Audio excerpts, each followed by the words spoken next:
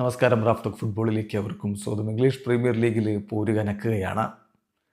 Liverpool Florian Wirtz Hugo Ekitike show കളി തകർപ്പൻ ജയം ന്യൂകാസിൽ യുണൈറ്റഡിനെ തീർത്ത് കളഞ്ഞു 4-1.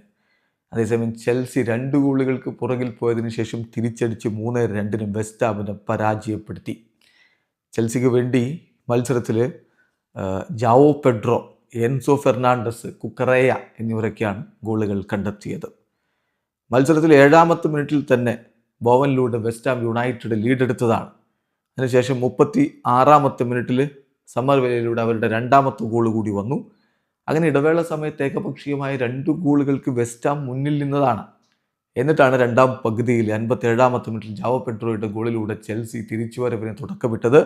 70ാമത്തെ മിനിറ്റിൽ കുക്കറേയും ഒടുവിൽ അവസാന ഘട്ടത്തിൽ എൻസോ ഫെർണാണ്ടസും ഗോളടിച്ചതോടുകൂടി മത്സരം 3-2 ചെൽസി വിജയിച്ചു. അതേസമയം ലിവർപൂൾ മികച്ച പ്രകടനം ന്യൂകാസിൽ യുണൈറ്റഡിനെതിരെ Hugo Ekitike Florian Wirtz show എന്ന് പറയാം.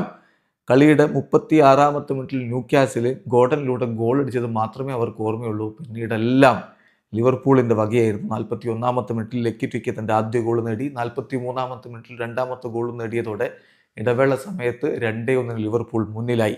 2ാം പകുതിയിൽ വേർഡ്സിൻ്റെ ഗോൾ പിറക്കുന്നു 67ാമത്തെ മിനിറ്റിൽ. അതോടുകൂടി ലിവർപൂൾ 3-1 ലീഡിലേക്ക് പോയി. ഒടുവിൽ കൊനാറ്റെ അവസാന ഘട്ടത്തിൽ ഗോളടിച്ചതോടെ മത്സരം 4-1 വിജയത്തിലേക്ക് ലിവർപൂൾ കടന്നുപോയി. ഇതോടുകൂടി ചെൽസി ഇപ്പോൾ പ്രീമിയർ ലീഗിൽ 4ാം സ്ഥാനത്താണ്, 24 കളി 40 പോയിന്റ്. ലിവർപൂൾ 5ാം സ്ഥാനത്താണ്, 24 കളി 39 പോയിന്റ്. ഏതായാലും പ്രീമിയർ ലീഗിൽ പോര് കനക്കുകയാണ്. വീഡിയോ അവസാനിക്കുന്ന ഫുട്ബോൾ ലോകത്തെ കൂടുതൽ വിശേഷങ്ങളുമായി റാഫ് ടോക്സ്.